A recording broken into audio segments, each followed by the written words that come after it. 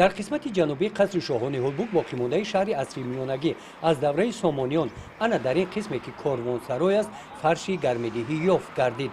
عبدالله خوجایف کارمند علمی دیرکتور ممنوعگوی فرهنگی تاریخی هولبوک این بازیافت را صحیفه تازه در آموزش منبعی قصر شاهان هولبوک واقعی مهم شمارد.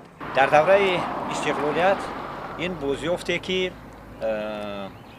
معرفی می شود یکی از بازیافت‌های نادرترین در سمت آموزش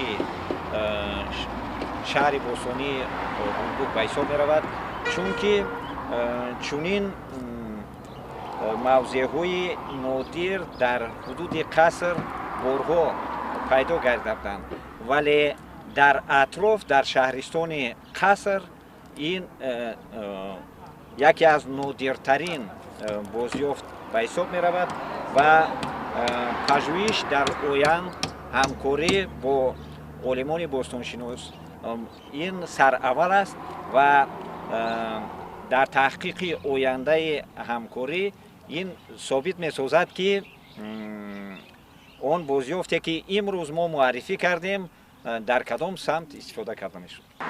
بازیافت نو در هولبوک در شفت چهارراه دوشنبه کلوب هنگام کارهای ساختمانی کندن چقوری برای دیوارگیری ممنوعگاه یافت گردیده است.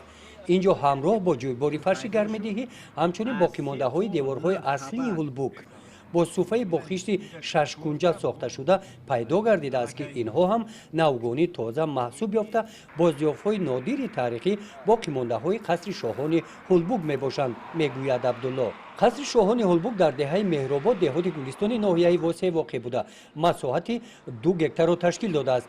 مساحت شهر هولبوک باشد در زمان سامانیان 270 گکتار را تشکیل میداد.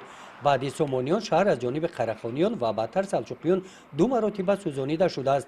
من بعد از آن شهر 70 گکتار باقی ماند. بعد سالهای 50 عصر گذشته و زمان صاحب استقلالی کشور باقی مانده های شهر تاجیکان هولبوک مورد آموزش باستانشناسان قرار گرفته بر روی خط سازمان بین المللی یونسکو پیشنهاد گردید و در آستانه به قیدگیری قرار دارد. تقدیر بازیافت‌های نو چی خواهد شد؟